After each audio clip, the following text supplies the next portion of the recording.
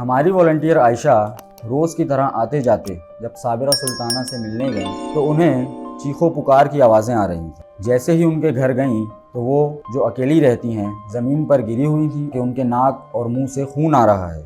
उन्होंने बग़ैर वक्त ज़ाया किए उन्हें फ़ौरी अस्पताल पहुंचाया और हमें इत्तला दी। हमें कॉल आई, हम फ़ौरन जनरल अस्पताल पहुंचे, उनका इलाज करवाया।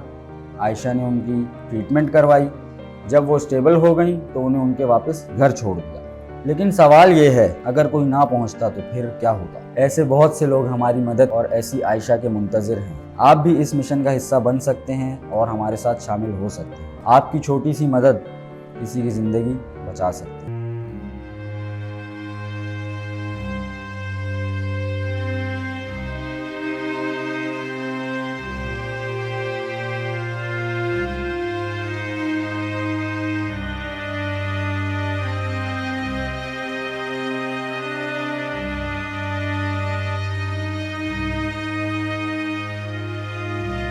शऊर वेलफेयर फाउंडेशन एक रजिस्टर्ड इदारा पाकिस्तान भर में फलाही मंसूबों के जरिए इंसानियत की खिदमत कर रहा है। सदक़ात, ज़कात और अतियात के लिए डिस्क्रिप्शन में फॉर्म का लिंक मौजूद है। अतिया करें और खैर बांटें।